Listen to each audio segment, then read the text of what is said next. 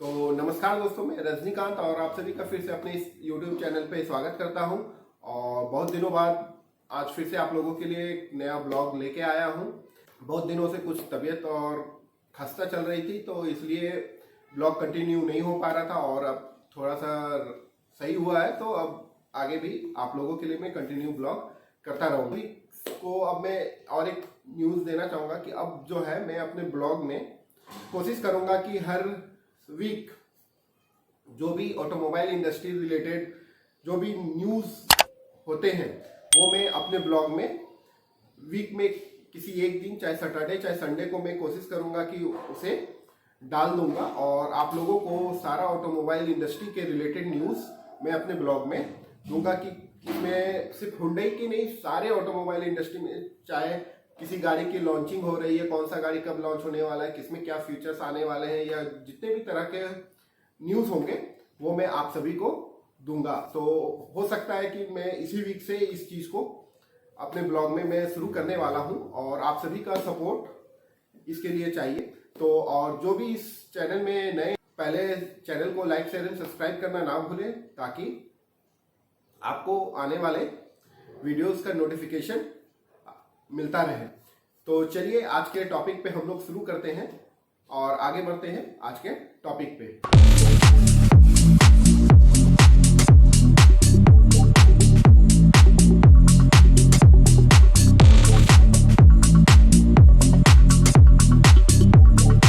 तो आज का जो ब्लॉग है वो एक सिंपल सा छोटा सा नॉलेजेबल ब्लॉग है। इसमें ज़्यादा कुछ टेक्निकल का कोई भी क्वेश्चन नहीं है।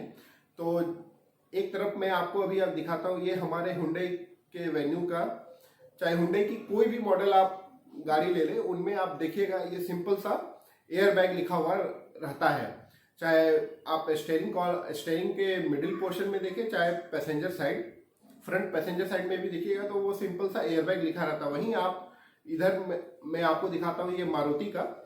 तो मारुति या बहुत सारे गाड़ियों में आप देखते होंगे कि उनमें SRS एयरबैग लिखा रहता है, या कोई भी और भी बहुत सारी कंपनियां हैं जिनमें जो देखिएगा आप SRS एयरबैग लिखा रहेगा उनके स्टीयरिंग के मिडिल पोर्शन में, और जो फ्रंट पैसेंजर साइड है वहां भी। मैंने ये क्वेश्चन किया कि आखिर SRS एयरबैग और जो नॉर्मल एयरबैग जो लिखा हुआ रहता है, इन दोनों में अंतर क्या होता है, क्या ये दोनों अलग है या फिर ये दोनों में कोई अंतर होता ही। इंडिया में कोई कंपनी मैन्युफैक्चर कर रही है तो वो एक कंपनी SRS एयरबैग लिख रही है, दूसरी कंपनी सिंपल सा सिर्फ एयरबैग लिख रही है, दूसरी कंपनी SRS क्यों नहीं लिख रही है।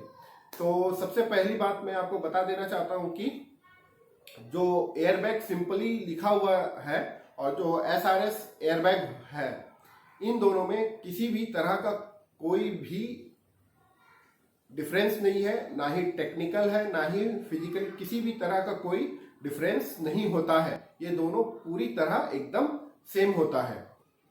और जहां तक बात आती है कि तब कंपनियां SRS क्यों लिखती है, तो SRS का सबसे पहला बात है, SRS का फुल फॉर्म होता है सप्लीमेंटल रिस्ट्रेंट सिस्टम।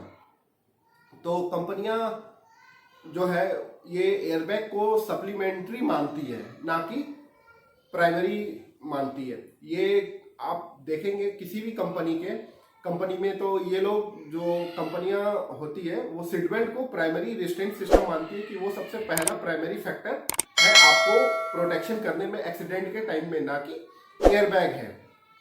तो इसलिए जो है ये कंपनियां अपने कस्टमर्स को ये बता देना चाहती है, उस के माध्यम से SRS लिखा रहने के कारण मेन रीजन है कि वो कस्टमर को बताना चाहती है कि ये सप्लीमेंट्री रेजिस्टेंस सिस्टम है, ना कि ये प्राइमरी रेजिस्टेंस सिस्टम है। इसलिए आप हमेशा सीट बेल्ट का यूज कर, एयरबैग होते हैं ये सब्स्टिट्यूट नहीं होते सीट बेल्ट के, ये जस्ट ये कंजक्शन की तरह काम करते हैं सीट बेल्ट के साथ। भी आप गाड़ी चलाए तो सबसे पहला बात है कि आप सीट बेल्ट पहनना ना भूलें।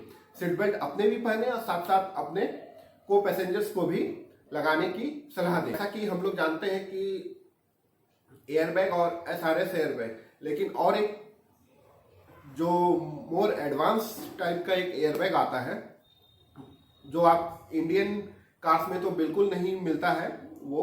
और उसमें वो आप देखेंगे SRP, तो SRP का फुल फॉर्म होता है सप्लीमेंटल रिस्ट्रेन एंड प्रोटेक्शन। तो ये अधिकतर फ्रेंच जो कारें होती हैं उनमें पाया जाता है। तो SRS और SRP में अंतर क्या होता है? तो SRP जो है ये more advance airbag protection system है।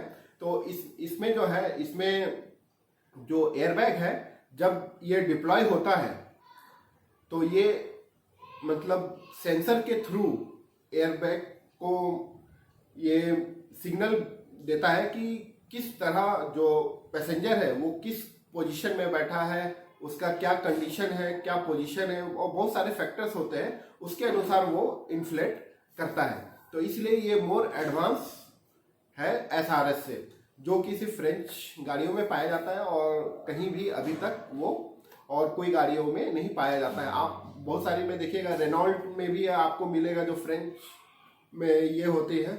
ये था छोटा सा एक क्लैरिफिकेशन कि डिफरेंस क्या होता है सिंपल एयरबैग और SRS एयरबैग में।